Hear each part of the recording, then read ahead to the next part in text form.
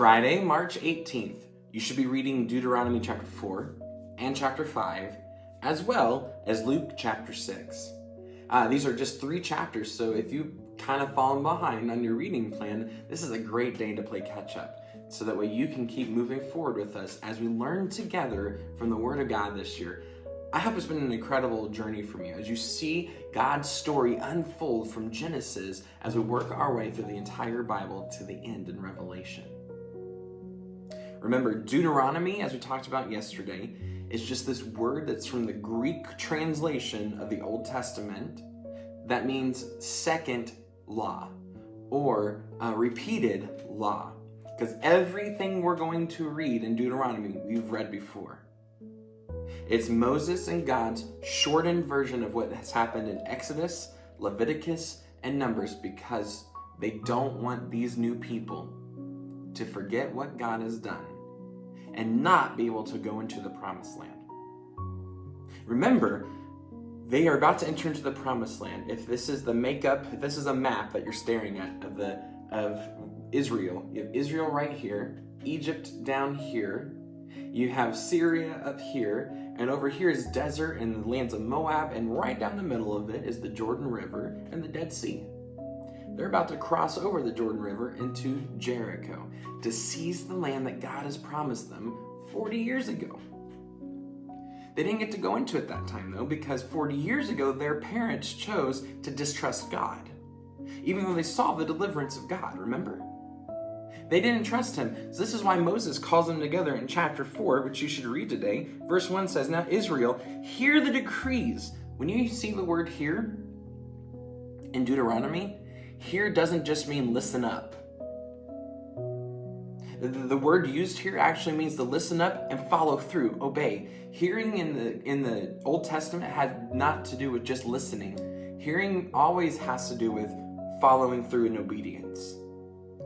That you listened and you obeyed. If you just listened, you didn't hear in the Old Testament.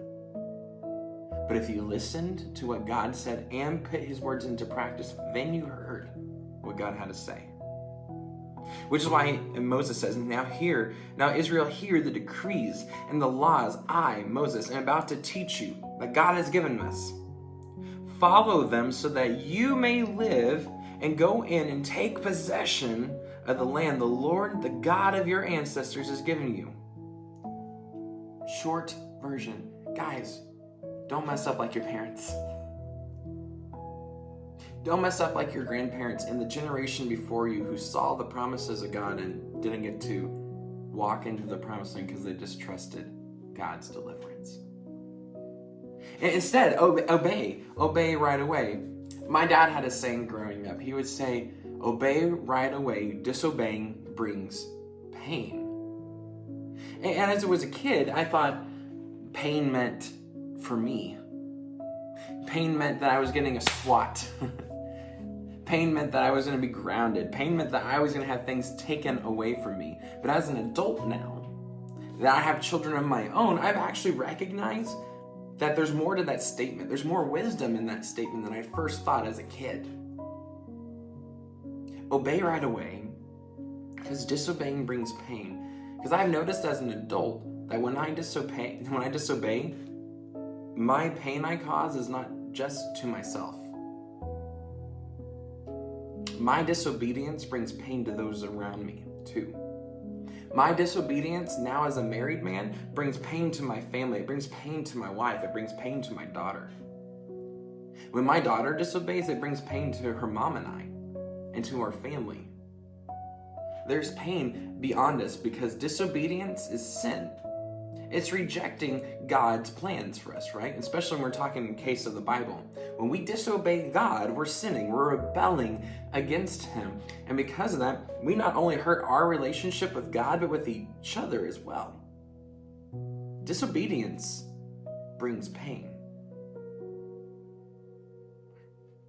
The pain that these people had in the Old Testament was that they got to see their parents die in the desert. They didn't have proper burials.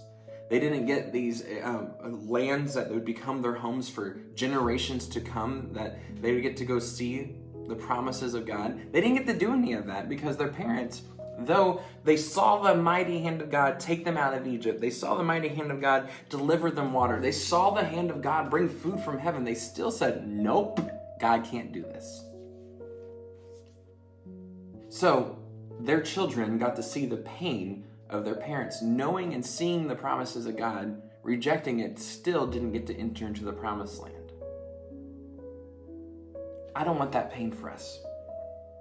I don't want that pain for you. And so the takeaway for you today, as you're reading through this, to obey the commands of God, to stop following idolatry. You're going to get into chapter 5, and God is going to remind them through Moses of the 10 commandments, what they promised to do in the presence of God. Stop disobeying God. Because disobedience brings pain, not just to you, not just to me, but to those around us as well.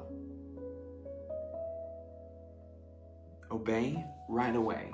Disobedience brings pain. And when you choose to start walking in obedience, you get to see the blessings of God unfold, not for your benefit half the time. Most of the time, it's for the benefit of God. But you don't have to wander through the pain anymore. You get to walk in blessing instead. You get to walk because you're living life how God designed you to live, with Him in control, and you saying, yes, Father, whatever you say, I'll do. So my encouragement to you today is, over this weekend, I want you to take some time today, tomorrow, and before you come to worship on Sunday, pause a few minutes and say, God, what am I disobeying you in? Like, we don't pause very well in our society, right? We don't take time to reflect. I want you to do that. Take 5 minutes. Just pause what you're doing and talk to God about what you're withholding, what you're disobeying in. And because of that, what are you causing pain in your family, in your workplace, and maybe even in your church because of your disobedience? And choose instead to surrender those disobedience to God and walk in obedience from now on. Until we see you again, church, you are sent.